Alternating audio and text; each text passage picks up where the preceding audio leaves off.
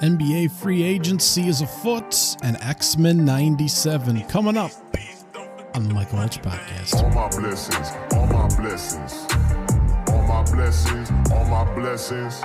I need my blessings every penny. Daily counting every single one, I'm seeing plenty. Level up and watch that beat turn into a Bentley.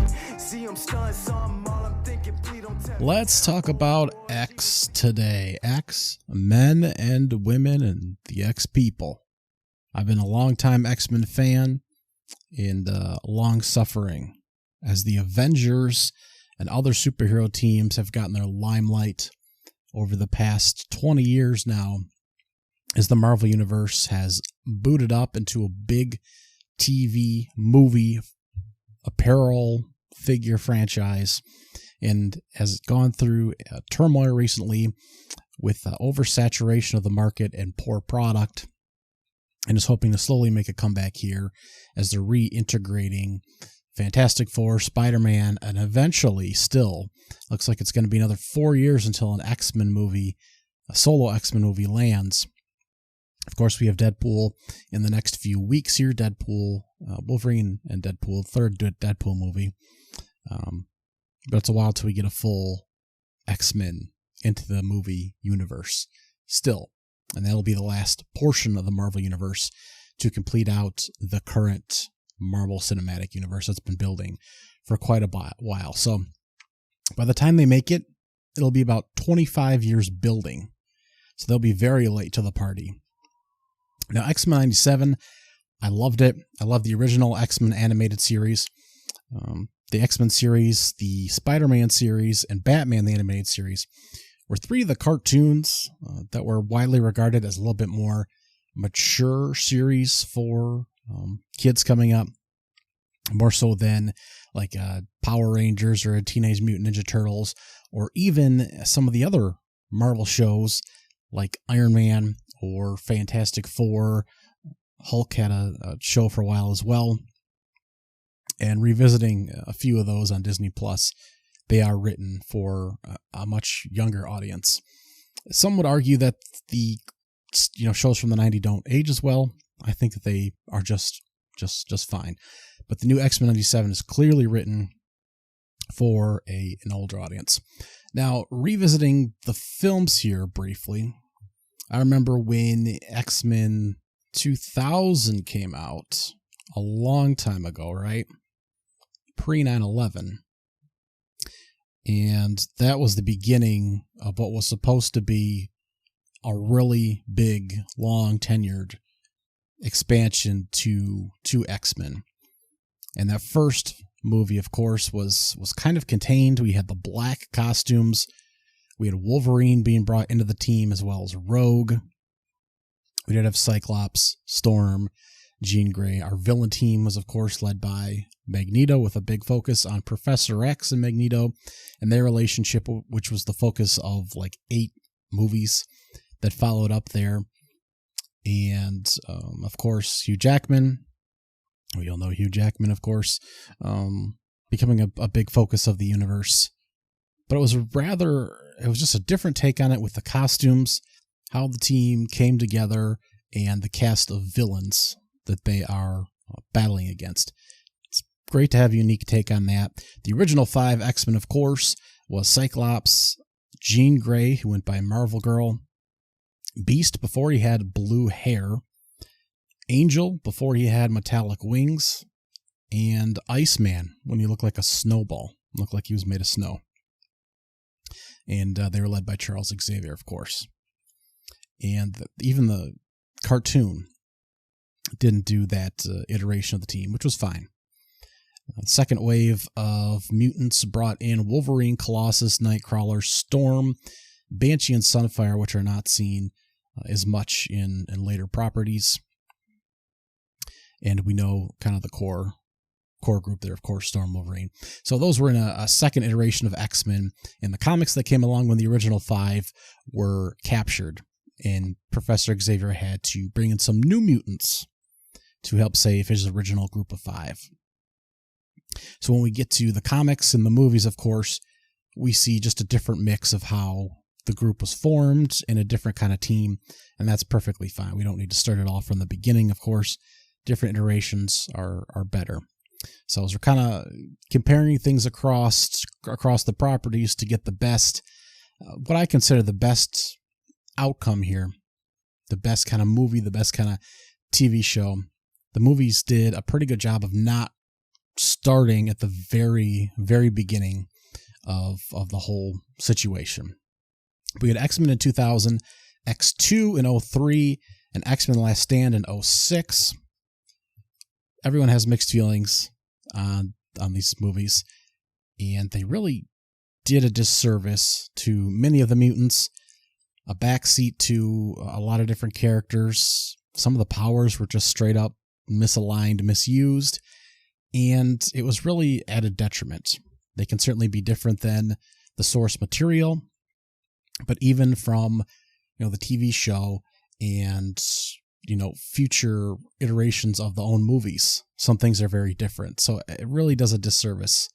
The Juggernaut is not a mutant, and he's portrayed as one in the film, and it's just kind of convoluted initially. 2009 is X-Men Origins, which actually is a flashback to the original forming of the team, which is supposed to predate X-Men from 2000, if I do believe. Another retelling of the story, which is fine. It's one of my favorites of the X movies, quite frankly. That was X-Men First Class in 2011. Apologies. X-Men 2009 was X-Men Origins Wolverine, because he has several of his own movies. That was a little convoluted. Then we had The Wolverine in 2013. For me, it's Hugh Jackman saturation. Days of Future Past is 2014. This was unnecessarily focused on Professor Xavier, Magneto, Wolverine, and Mystique, in which Wolverine goes back in time to prevent extermination of mutants by the man-created Sentinels, robots, police that are used as police to wipe out mutants. In the comic, it is Kitty Pryde who's present in some of the movies, I believe. Some of the movies, because she can turn herself intangible and turn other people intangible that she touches, and she's able to go back in time and cause some disruption. So it actually, from the comic, doesn't have any focus on Wolverine. I understand they need to sell tickets, but it's unfortunate they couldn't use focus on a different character there. And Mystique is not any part of the original story at all. So it's kind of unfortunate. They have to reuse the same characters here about 7 or 8 X-Men movies in, and not kind of diversify the cast. We do get Bishop in this one, and we do get Sunfire, and I don't even think they say any lines. So it's terribly disappointing. X-Men Apocalypse 2016, not a great film. Apocalypse is kind of goofy. They use Olivia Munn as Cyclops, a great, good actress, a great character, and not really used properly. I don't even know if she really has any lines. Just a weird story and misuse of powers and character, and a lot going on here. Even in a story where we have a lot of characters. But you can still have Hugh Jackman and put him in a back seat and develop some other folks here with rich histories. Logan in 2017, we focus only on Hugh Jackman here and his character in the future. Dark Phoenix in 2019, I believe that was delayed a few times and is just not a good film. As powerful as the Dark Phoenix kind of spirit, world-destroying power that lives in Jean Grey, that possesses her and then kind of takes a dark turn, as powerful as it is inside her, she basically gallops from site to site on planet Earth here and, attacks the military, attacks a couple mutants, and does basically what she'd be able to do with her normal powers. Whereas in the comic book, she goes and destroys entire solar systems. So there has to be some checks and balances. We can't be fighting entire solar systems here. That's not practical for the storyline. But it makes for a really boring movie when you don't really get to see these powers or any super effects or anything. It's not well grounded. And The New Mutants was a 2020 film that had a really limited cast and did not really push the boundaries that it could have, as far as possibly a Mr. Sinister Apocalypse tie in there. It was just really bland, and it had sort of a horror movie aspects to it, as these kids at a kind of like a school or a clinic that ended up getting experimented on really had Mr. Sinister tones, and nothing really happened. Maybe it was supposed to be a tie-in or a sequel to something. Just a really flat film, which is too bad, because we had characters here: Wolfbane, Alana Rasputin, the super powerful sister of Colossus. We had Mirage, Sunspot, Sam Guthrie, aka Cannonball, Selena Rise. We had a bunch of characters that really could have been pulled into other properties here. And I think it's just going to be, I think it was DOA. I think it's just shot. And it kind of sucks that it came out in 2020, the time period that it did. But it also just was not a good story at all either. Now, I like the horror tone, but it was just flat. It was just flat, unsurprisingly.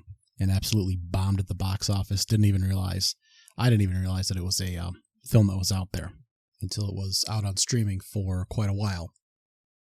So moving into the X-Men series, of course, we had a couple cartoons pre-2000s, pre-90s, Allies for Peace, and then Spider-Man and His Amazing Friends, which had Firestar and Iceman in it. X-Men had appearances in those. There's also a pilot for X-Men Pride of the X-Men, which went around as well, but I don't think that show ever fully aired to my understanding. So the X-Men 90s show, 92 is when it aired, October 31st, Halloween 1992, was actually the first full X-Men show that got its first legs there for the mutants, where Spider-Man and other characters had previous features, had their own standalone shows. So having the mutants front and center was a big deal, and they did a great job with it. Again, ran 5 seasons, seemed like it ran longer, but some of these seasons, of course, were much longer than others. I was looking at the Ninja Turtle lineup the other day, and that original series ran for 10 seasons. First season was 5 episodes, second was 13, second and third were each 40-something episodes. Now, it wasn't quite that dramatic for X-Men. It was much more aligned with what we'd expect, about a dozen plus episodes per season.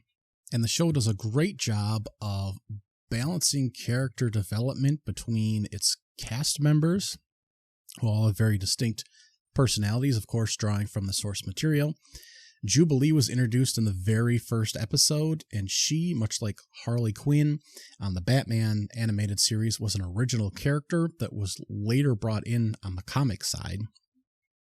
The very first episode introduced us to the Sentinels, which in the comics was brought in a couple episodes in, but we did open up with Jubilee running from the evil Sentinels there, which would play a part all the way into a major part of the X-Men 97 series.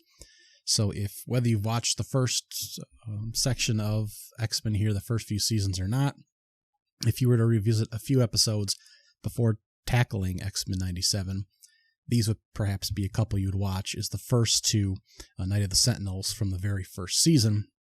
We, of course, get Magneto and the relationship between him and Charles Xavier right off the bat there in the first season.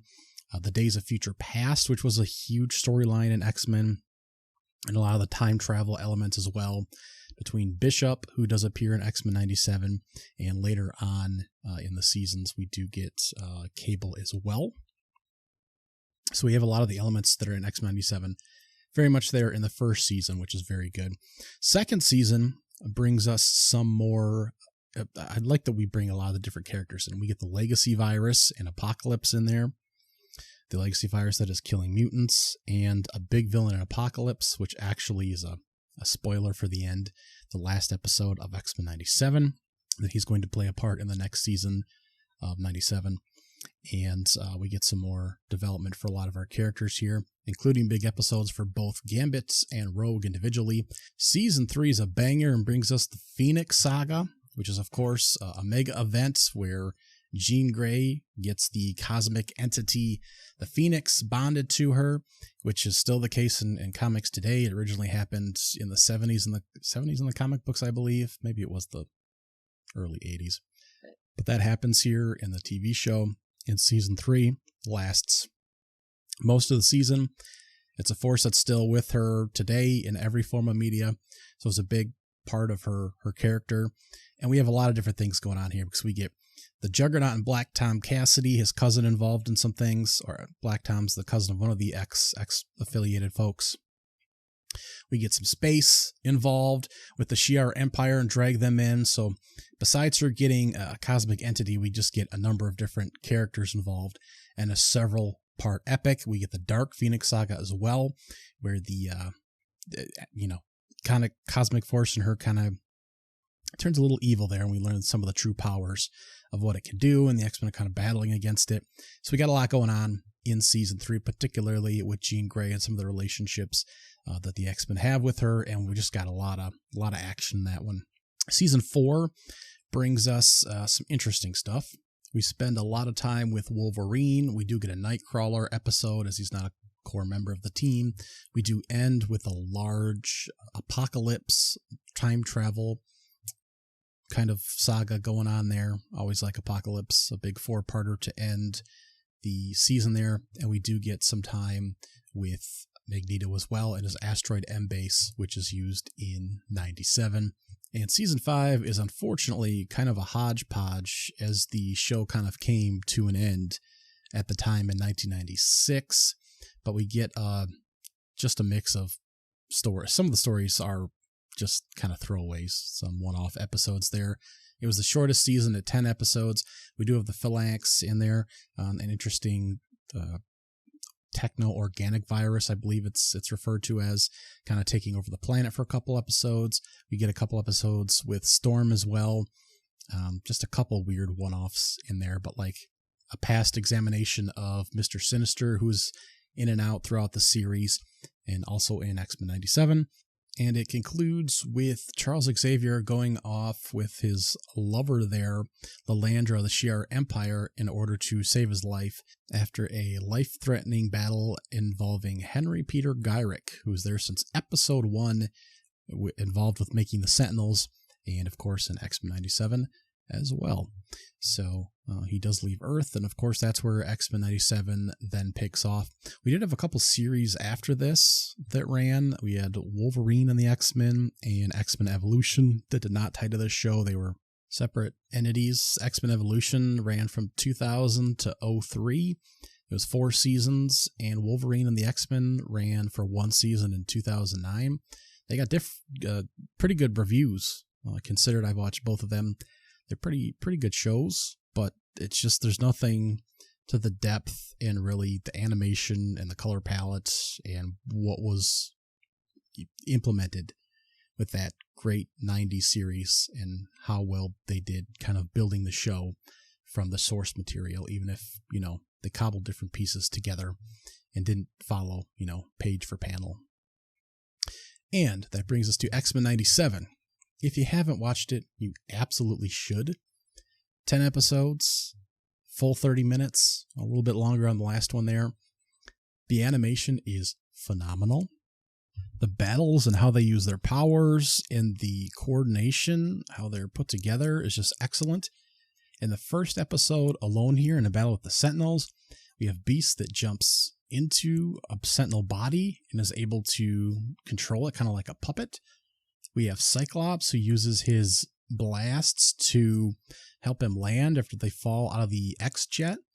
We have Gambit, who charges Wolverine's claws and then throws him into Morph, who turns into the Blob, who catapults him up into a Sentinel and blows him up. We have Storm, who actually registers as an Omega-level mutant to a Sentinel, which is cool to have that element in there. Starts a thunderstorm, and as the thunder's hitting sand, because they're out in the desert, it turns into glass. And then she uses a big tornado to kind of sweep up the Sentinels. Bishop absorbs energy twice, and is able to absorb it and fire it back at opponents. Just all the stuff you would like to see that was in the comics, or you imagine these guys doing. from, we can control Sentinels. Let's throw a beast in there. And, you have guys that can fly, but you also have guys that can't fly, but have different powers that allow them to safely land. And Storm really using her powers and all the cool things Morph can do. Morph turns into all kinds of different characters in this. From Sauron to, I think Omega Red isn't here, but I think he changes into Omega Red. There's sometimes where there's in the peripheral, there was a character, and I'm like, wow, are we getting a guest appearance here? And I'm like, oh no, it's Morph, just changing into another character that we're familiar with, but isn't actually in the show. It's very cool. So we're very heavy on the return of Trask and Gyrick from callback, all the way back from the very first season, and the Sentinels that are throughout the X-Men history. And we're just combining a lot of different plots here. We get Friends of Humanity as well. That's how the first episode starts off. Friends of Humanity have access to Sentinel technology, and that leads us down a rabbit hole of a number of different problems for our X-people. But we do have Operation Zero Tolerance. We have at least a mention of Nimrod, but that comes with that. Not to spoil too much there. We do have the Genosha incident in the comics that killed 16 million mutants. Had to check that out. And with the big Mega Sentinel there. And just a lot of key pieces kind of put together, because obviously it's Cassandra Nova in the comics that puts the Mega Sentinel on Genosha and not Operation Zero Tolerance. Mr. Sinister's involved. He's back. He's got some cool things he's doing in one of his battle scenes. And throughout the episodes, we just keep going down this wormhole of, man, how many characters do we have here? Who's really in control? What's going on? In this nice, complex situation, Valerie Cooper is involved early on. We see Genosha is accepted as its own country, and thanks to Valerie Cooper, who is a part of the comic books as well, drawing from source material there, and she negotiates mutant affairs. We also have, besides the main through kind of villain territories there and all the pieces tapped in there, Magneto, of course, takes a big role we get this in the trailer, but steps in for Professor Xavier, who we hear is deceased. We believe is deceased. We quickly find out that's not the truth. He's dealing with his own issues in the Shi'ar as he goes to marry Lilandra, and has his own issues, eventually returning to Earth. No surprise there. But Magneto shows some great power here as an Omega level guy as well. I believe, according to the books, I believe he's mentioned as well in the show, and has a great piece in battling the Sentinels. We have some excellent developments here between Rogue and Magneto, a triangle between them and Gambit as well, who has his own unfortunate role to play here in the cartoon. We spend time with Scott Summers, Jean Grey, and Madeline Pryor. As Mr. Sinister monkeys around with their lives, that was a key storyline many decades ago. And a big piece here moving forward that they can tug at here. This went a lot of different ways. We see Jean pregnant from the very first episode. They end up shoving the baby into the timeline into the future after he's infected by Mr. Sinister with the flesh-eating virus that we know that gives him his mechanical arm and a couple other things. And that turns out to be Cable. And so we just get a lot of different pieces from the comic books, and it really sets up this weird situation where we're not sure whether Madeline or Jean is the clone. They don't trust their memories because they both have the same memories. Scott isn't sure what to do. It just puts up this weird situation between them. Then they effectively push their son off into the future. It's just obviously a weird situation, sci-fi situation, and it really taxes our heroes quite a bit. So it's interesting to have that plot point in there as a more mature theme. We also get Storm, Aurora, off with Forge, spending some time tackling her own demons as she's depowered early in the episodes. So she kind of spends some time off on her own adventure, kind of allowing us to pair off from the rest of the team and develop her a bit. away for a couple episodes on some side adventures before coming in for the epic battles at the end of the season. We don't spend a lot of time with Morph or Wolverine actually in this season. Beast kind of gets possibly a romantic interest very, very briefly, but is not a character that we tackle a lot of. It's Sunspot, not Sunfire, right? Got to get my characters right here. Sunspot is introduced as a hero, and we get background on him and a relationship between Jubilee and that character. So we get a few new pieces in here, a few plots to help develop and further along our characters, including some more mature things, such as the Rogue, Magneto, and the weird ability that Magneto has with his magnetic powers to kind of negate the touch of Rogue to absorb his memories and powers, which is used in the comic books, but is something kind of skipped over with sometimes simpler writing in the comics. But this 97 is probably a step up in maturity from the original series, which is pretty well written, even for a child's cartoon, I guess I would say. So overall, a very good show, very well animated, nice plot points, and just takes key pieces right from the comic books and crafts them together into a fitting story, even if it isn't exactly how it was laid out on the comic panels. Kind of reminds me of The Watchmen, the original story of The Watchmen that was published 1986 to 87, of a future where the world is on the cusp of World War III, in a timeline where a law has gone into effect outlawing superheroes. A former hero by the name of Asmodeus, I believe his name is pronounced, is able to transport an alien to the middle of New York City and kill a lot of people. And he basically tricks the world into thinking they're under siege from an alien race, and the world is able to come together and prevent World War III. It's one way to do it, I suppose. Now, in the movie version, they made a big but also minor change in making one of the superheroes a culprit. Dr. Manhattan, the omnipotent Dr. Manhattan, a lot of different abilities. And Asmodeus is able to create a big explosion in New York City and shift blame to Dr. Manhattan, rather than alien attacks, that the world is able to effectively band together to kind of rally against this omnipotent power and Dr. Manhattan that they've allowed to walk among them as long as he's been their ally. And he, goes off to the moon to live. So that's a lot to process for those who haven't seen The Watchmen, but they are rebooting that series. So you're in luck, because that'll be great to see again.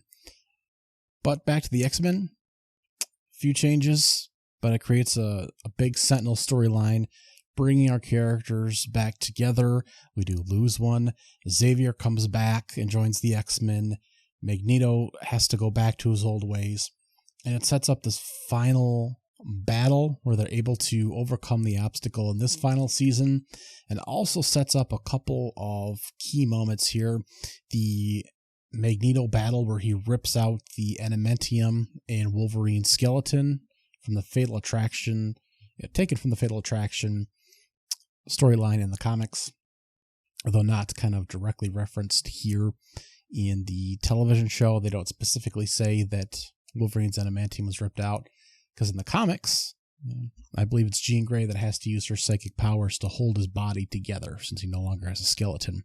And we see him with just bone skeleton for a while. It's a whole storyline and journey for him to get his adamantium back. I'm not quite sure how they're going to handle that in the story moving forward. We also have the mind wipe. It's a famous mind wipe scene of Professor Xavier wiping Magneto's memory. Of course, he then immediately goes back in and is able to kind of revive him and recover that instance. In the comics, that sets up an Onslaught storyline, which is he's kind of a character with a vague description, but he's a combination of like psychic power and personality of Magneto and Professor Xavier manifested in the real world. Just a super power being. He battles the Avengers and the X-Men together. He actually supposedly kills the Avengers at one point and effectively relaunches the Heroes Reborn Avengers title in the comics. It's a whole shebang. But rather than tackle that route, it looks like we're instead tackling some version of Apocalypse, and perhaps the Age of Apocalypse, a huge storyline from the comics, which is triggered by a different series of events. So again, kind of flip-flopping different segments around from the original source material. In the comics, it's Professor Xavier and Myra McTaggart's son. And we do have Myra vaguely present here on the board of Genosha. Not sure if she's killed or not, though. And she's hides away their son Legion from Professor X for a while, and he rematerializes in the comic books, goes back in time, tries to kill Magneto, his father's greatest rival, accidentally kills Professor Xavier, and resets this timeline where Magneto is leader of the X-Men, and Apocalypse is able to rise to power and takes over the United States, I believe most of North America, and it's this big hellish landscape. So it's not exactly what we get in the final episode of X-23, as we come into contact with a much younger Apocalypse going by his original name, and not quite sure where the pieces are going to shift, but we see elements of different things. Bishop is still gone, and Cable is present now. Forge is, of course, part of the team. So lots of different pieces. Not exactly sure where we're going in season 2. Obviously, the director or key writer is gone from the series just before the first season dropped. So I don't know if that causes any major problems with what's going on in the second season. It's probably all laid out. But very excited for the second season. Just love the animation style. Love that it grew up a little bit with the expectation that an older audience that did indeed remember the previous iteration of the show was going to be watching. And I highly recommend you go and binge all 10 episodes right now. If you need to watch a few episodes from the previous show, certainly do that. The first couple episodes from season 1 will get you a crash course again on the mutants and the Sentinels, just episodes 1 and 2 of the first season. They'll kind of stick in theme there with the last episode, season 1, episode 13 on the Sentinels.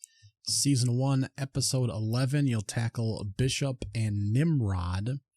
Season 2, episodes 1 and 2, you'll meet Mr. Sinister and some of his tie-ins with the family, the Summers family there, which is important for X-Men 97. Not necessary, but certainly helps. Also in Season 2, Episode 11, Mojo Vision. We revisit that land in 97. Season 3, Episode 18, Nightcrawler gets his introduction. Season 5, episodes 14 through 17. It's a 4-parter. Beyond Good and Evil. We get Apocalypse and Cable and Mr. Sinister. A big end of season storyline there, including a lot of aspects we got going on in 97 as well. The final episode of season 5 explains what's going on with Xavier. That's episode number 14 of season 5. That's very kind of, the whole season of season 5 is kind of all over the place. And dialing back then, the Phoenix Saga, of course, was a big piece of the series as of a whole. That's back in season 3. The whole Phoenix Saga, Dark Phoenix Saga, that runs for, I don't know, I think the Phoenix Saga is technically about 7 episodes. And then we take a little break, tackle a couple different storylines, then come back for the Dark Phoenix Saga. for about 3 or 4 episodes. And there we meet, Jean and her powers and the dynamics between Jean Grey and Cyclops a lot more. We do have the Imperial Guard in the mix there. We have Sebastian Shaw and the White Queen in there, who appear in 97 as leaders of Genosha, which is a little surprising, without any transition from the previous cartoon. So just a few episodes you can catch up on real quickly if you want to tackle 97 with a little pretext going in to the new stuff there. But 97, check it out. Very exciting. Best X-Men product that's come out in a while. Of course, the Deadpool movie, excited for that as well.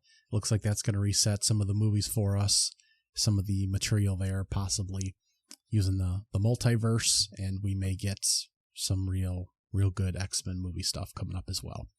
So first phase, the animated series. Next up, the movies for some good X-Men material.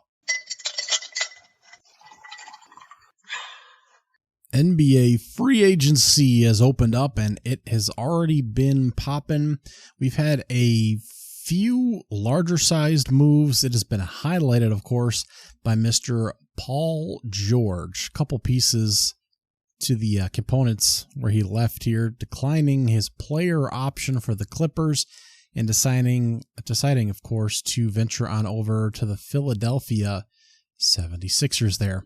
Now, the Warriors initially, according to reports, made a play to trade for him with pieces that revolved around Chris Paul, Kuminga, Moody, and a first-round pick, at least one first-round pick, that was declined by the Clippers.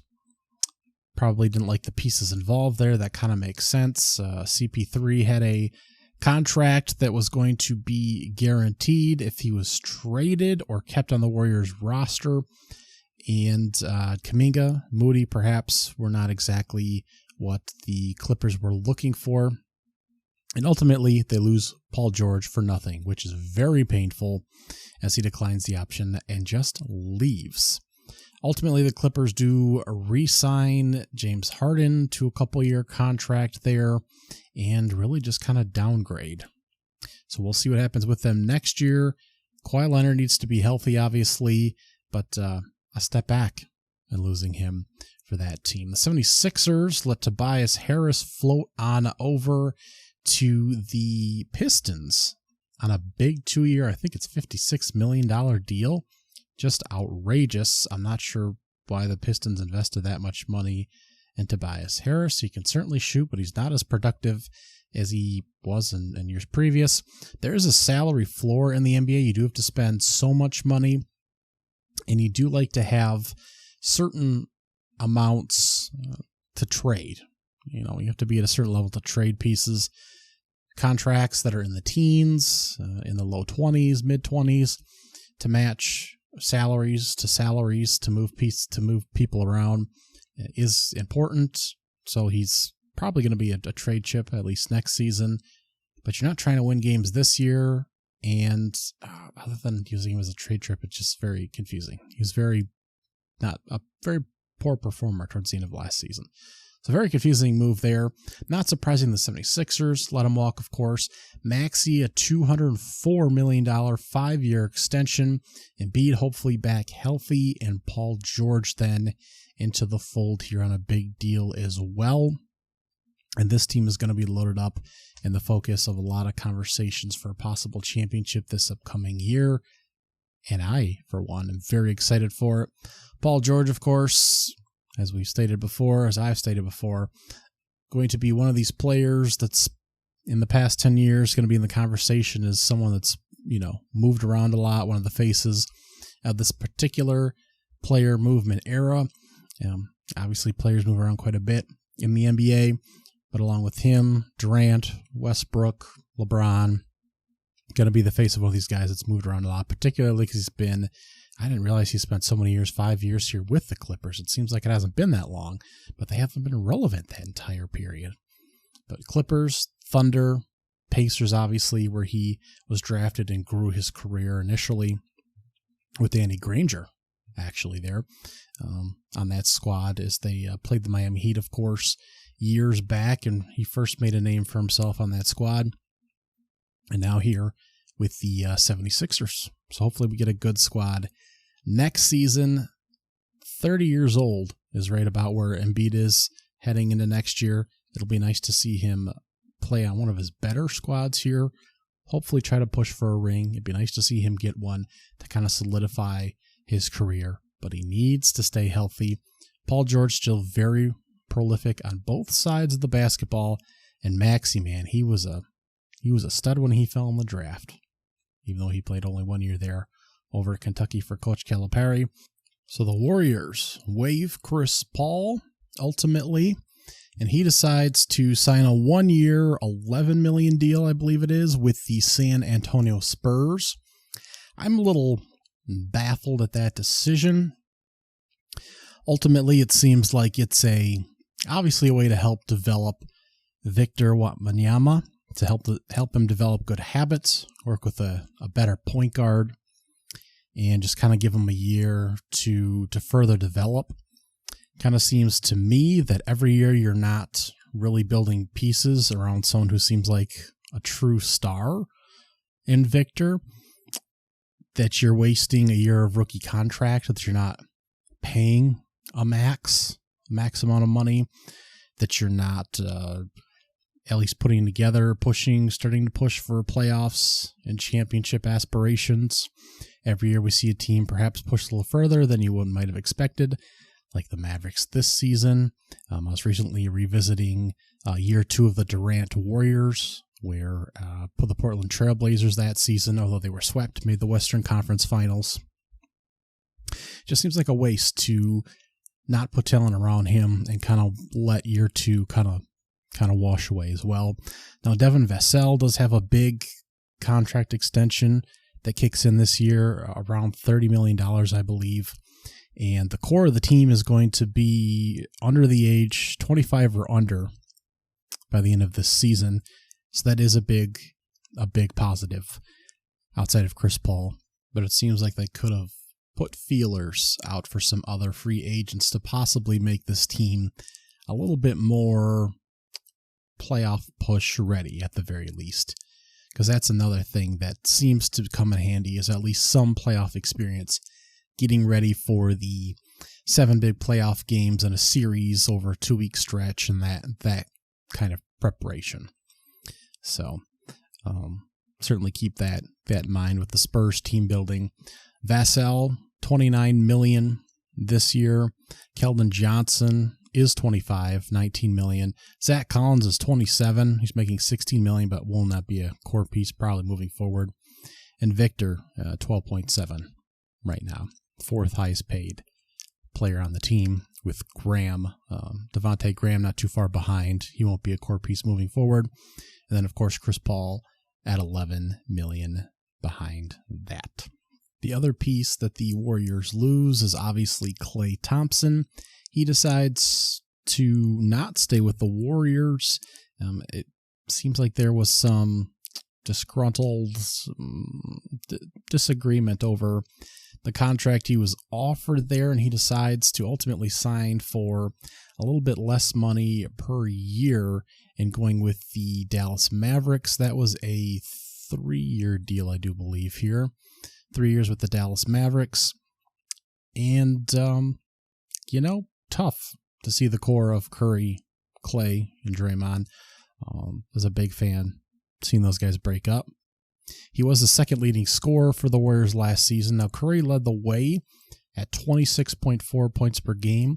Then it was Curry at 17.9. If I had to guesstimate, that is a pretty large drop-off from the first to second leading scorer on a team, which might be part of the problem for their missing the playoffs so many of the past few years. 3 of the past 4, I believe, were at this particular point.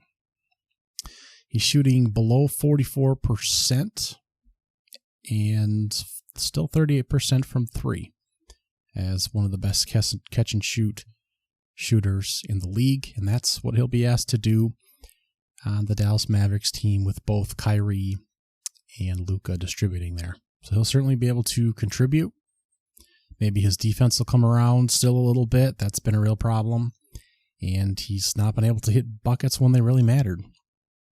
So I hope he's able to rehabilitate the back end of his career there at the age of 34, turning 35 this year in February. And it's a tough end of the road there for those guys. Curry on his story on Instagram posted a lot of photos of the two of them and the three there for the Warriors together as well. And Draymond Green was trying to sort through his feelings on his podcast as well. Just a tough ending there, and tough with the front office, it seems like, in negotiations. He just wanted a little bit more money, I think, and that's certainly understandable. But he'll go to a team and have an opportunity to still win. The Warriors then lose Klay, Chris Paul, and then they turn around and sign DeAnthony Melton to a 1-year deal and give Kyle Anderson 3 years.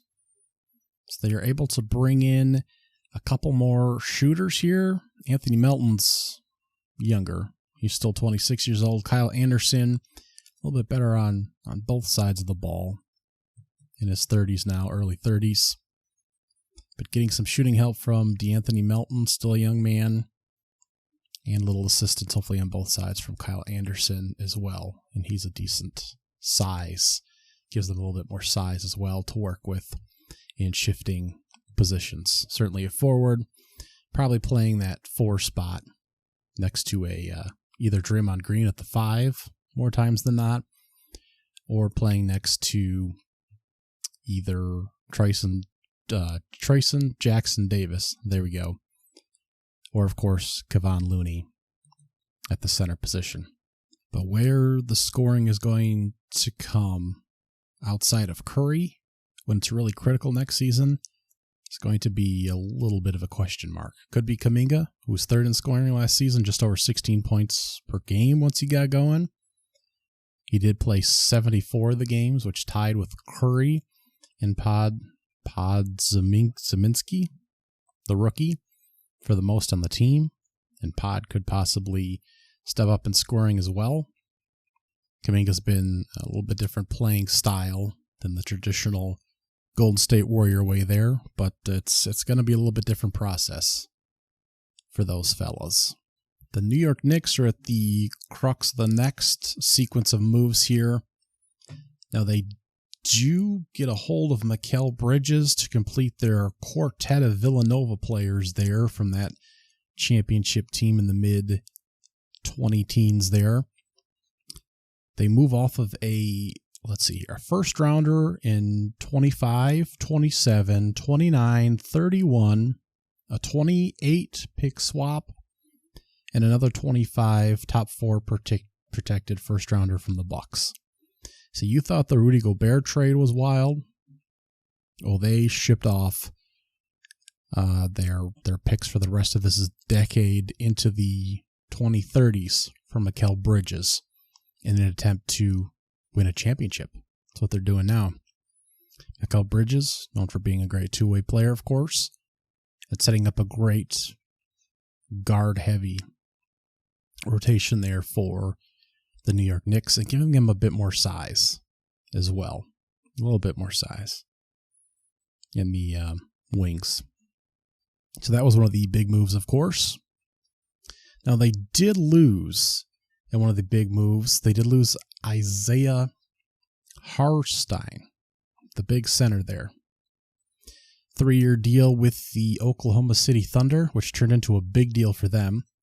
Now, Mitchell Robinson was obviously the original starting center for the New York Knicks. He'll presumably be back after injury this upcoming season.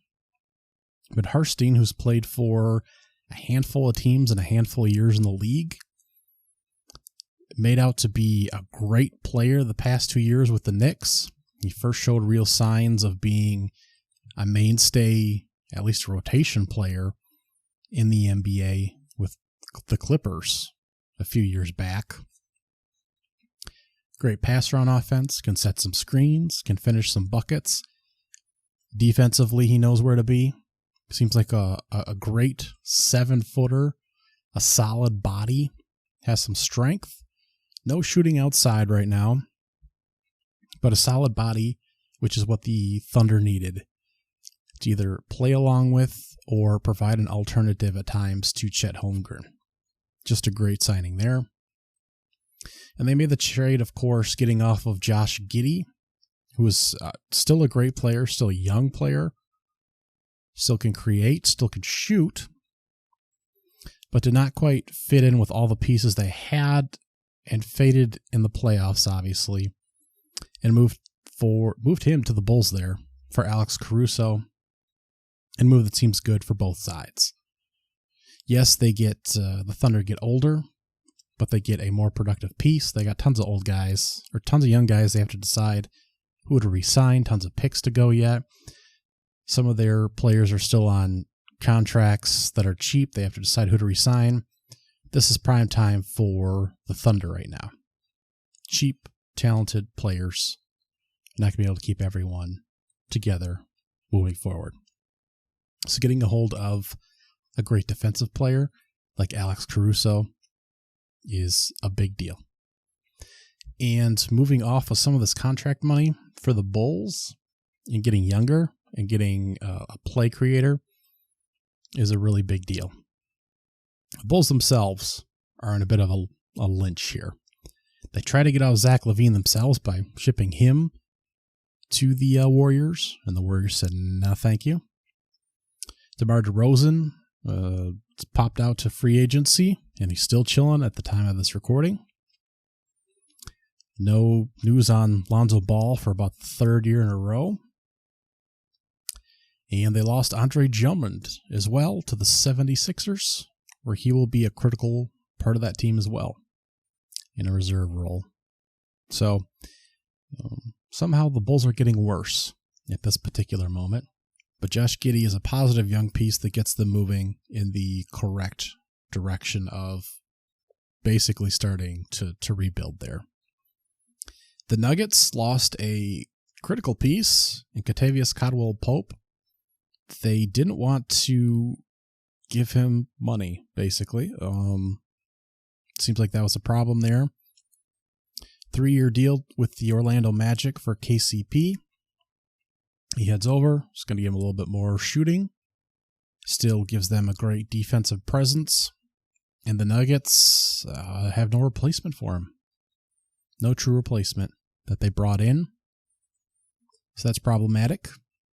I think Michael Porter Jr. and his disappearing act at times in the playoffs has been a real problem, despite the fact that his great 6'10-ish size and outside shooting, ability to rebound, has been productive, and he's a key piece of a championship-winning team.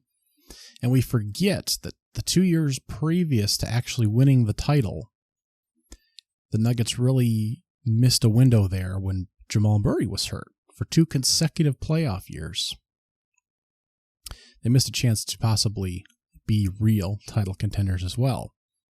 But at this point, their best option was to try and move off of Michael Porter Jr., in my belief, and try to replace him. He was truly like the fifth best player. KCP was a critical part of that roster, and he's going to be greatly missed, I think.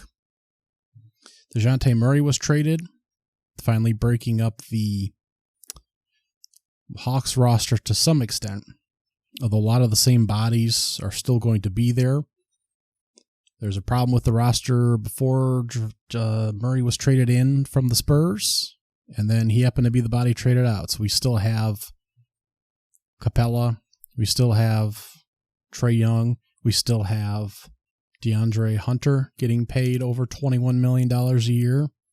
We still have Bogdan Bogdanović getting paid $17 million a year. Those are your 4 highest paid players. 2 of them north of 30. Now, they did bring in Larry Nance Jr. That's fine. He's in his 30s, though. Dyson Daniels, nice young kid, nice young point guard. And they will get a couple of first-rounders that will probably be late firsts. So not sure about the compensation there. Not sure it's going to help them greatly, quite frankly. Didn't seem like a whole lot for the Pels to give up versus potentially the best player in the trade, DeJounte Murray. And it gives the Pels a real point guard. CJ McCollum has obviously been taking those duties, and it hasn't been working as effectively. Murray will give them a better body in there. And maybe this trade means something in the upcoming season, and maybe it doesn't, and maybe there's a clear winner, and maybe there's not. So we'll have to see. Stand by on that one. Other extensions, Donovan Mitchell does stay with the Cavs. 3 years, $150 million extension.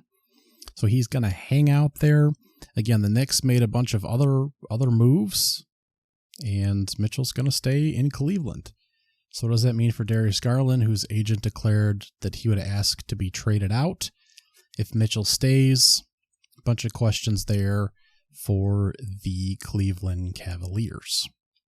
LeBron James gets a 2-year max extension, $104 million, the max they could offer him there, to play with his son, Bronny, of course, there, the Lakers, new head coach, J.J. Redick. He also signed a 4-year extension for Max Christie, who we'd like to see some more of. Good size, can shoot a little bit, play a little defense since he was coached under Tom Izzo. To my understanding, let's see here, this puts them just into the second apron of the salary cap, which enacts a whole bunch of the new problematic rules in place. So it seems like they could have shaved a little bit of money off here. And they really made no major changes. Now, D'Angelo Russell did opt into his player option here, and so he'll be on the trade block again if they want to move some money and move any pieces, because there's not a whole lot they can do otherwise. And again, it's actually LeBron's contract that's really going to be problematic in blocking that with as massive as it is. And it's also been rumored that Bronny James is going to be spending a lot of time with the G League. We'll see about that. He's going to be playing with his dad, obviously, because that's the whole gig here. JJ saying a lot of coach speak stuff.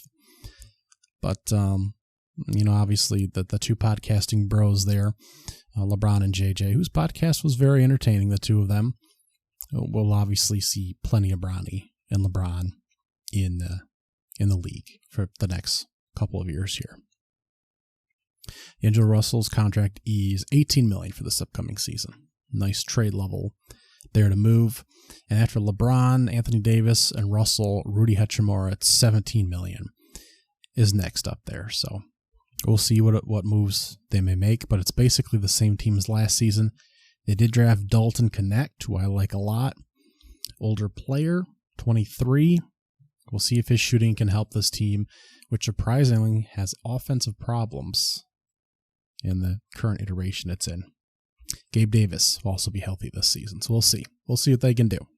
Jason Tatum got a contract extension, 5 years, $314 million. That is a supermax, I do believe, and the richest contract in NBA history at this particular point. So that team will run it back and continue to try and repeat here. The Raptors lock in Scotty Barnes and Emmanuel Quickley to huge contracts. That's kind of the last bit of major news I have at the moment, I would say.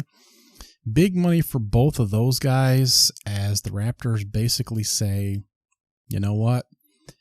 We're going to try and make these guys our core. They're basically committed to Scotty Barnes. That's where they're at right now. And after the trade last season, they brought in Emmanuel Quickley and RJ Barrett. It's kind of how they're going to roll right now. So Quickley, big contract. He's making $30 million next year, 32, 35, 37, and 39 after that. Massive. RJ Barrett's making $25 million next year, 27 and 29 for the years following. Bruce Brown, 23 on an expiring next year, so if they want to make any moves to upgrade, he's the one to move. They still have Jakob Poeltl, a 19.5 a year for the next 3. Kelly Olynyk still chilling over there. Scotty Barnes' extension does not kick in this year. $10 million this year and 38 next year, heading up to $51 million in 2030. So let's hope those two guys, which will count for about 45% of the cap for the Raptors, are indeed critical pieces. Otherwise, we'll have a pretty crappy Raptors team moving forward with two very difficult to move contracts. So let's hope that we see some real good productive output from Emmanuel Quickley and Scotty Barnes and some of these other pieces around them moving forward. Otherwise, it's going to be very difficult, and they've made some very poor decisions. Free agents that are still available at this moment, still Malik Beasley, who was with the Milwaukee Bucks last season, as was Patrick Beverley. Saddiq Bey still sitting out there. Miles Bridges, we'll see about that. Again, DeMar DeRozan. Spencer Dinwiddie still hanging out there. Markelle Fultz is a free agent. Haywood Highsmith, formerly the Miami Heat. Tyrus Jones, formerly the Wizards. Luke Kennard's hanging out there. Maybe Kyle Lowry will land with someone. Dario Saric, Sargic, oh goodness. Gary Trent Jr., Caleb Martin, Lonnie Walker. So there are a few names that might land on some teams out there. A couple vets, which may not land till the season actually gets started. But it's drying up. Thanks for tuning into the Michael Welch podcast, and go check out X-Men 97 and keep an eye on those free agents that we got flying around there. Again, not as impactful moves as some years, certainly, and sometimes around that trade deadline we'll get a lot more action going around. I didn't have a lot of thoughts on the NBA draft. I mean, 3 of the top 6 players were from France. I check out highlights as much as anyone else, some of the games, but I just don't have a strong opinion on what they're really going to do once they finally hit the NBA here. Bronny James to the Lakers, great. How some of these other players are going to pan out, I'm not entirely certain. And I think this year, more than any other, is really going to be an example of some of these draft experts really soaking in their own supply, per se. No one, especially this season, is going to have a strong indicator on who's going to be successful or not. Zach Edey going 9th to the Memphis Grizzlies. Very interesting. Seems way too high for that. Rob Dillingham going 8th to the Spurs. Seems like a great idea. Seems like a great shooter there. Donovan Clingan going 7th to the Portland Trail Blazers. Seems like the better center option, I think. The best. It makes sense to go, I think, that high. I think he'll be productive for Portland. I think I like that. Dalton Connect I liked a lot, especially him going to the Lakers. But it's really difficult. So we try to gauge not only player development, but also how the player's being used on their particular team and also competition. So obviously, again, 3 of the top 6 played in France. We got another one from the G League Ignite in there, which was such a poorly performing team and setup and environment that it was disbanded. Then we had the top 5 players from college. We had 2 Kentucky players, 2 from National Championship UConn, and 1 from Purdue. And then when you look at picks 10 through 20, you had another G League Ignite team in there. You had a Serbian player in there. And then he had 5 or 6 from colleges that either had losing records or didn't even make postseason play. So were they just really good players on really horrible college basketball teams? That could certainly be the case. Over half the second round picks were traded, so they were shuffled all over the place on draft night. So, just all over the place. Hard to keep track of. Guys getting drafted, wearing the wrong hats, that kind of thing. Announcers don't know what's going on. Plus, it was great to have 2 days of the draft, but there was the whole kerfuffle with day 2 starting late in the afternoon on the East Coast in the middle of the day on the West Coast to avoid the political debates. So it's unfortunate that the review of how successful two-day event was is going to be viewed skewed because of how this weird setup was and how the events fell on this every fourth year kind of event. So that's just unfortunate. Just a weird draft year, just a weird situation. So we could certainly review it more. I'll be discussing NBA and basketball in the future. College football will be next on the horizon. Thank you very much. Thanks again. I'll talk to you later. All my blessings. I need my blessings every penny. Daily counting every single one, I'm seeing plenty. Level up and watch that beat turn into a Bentley.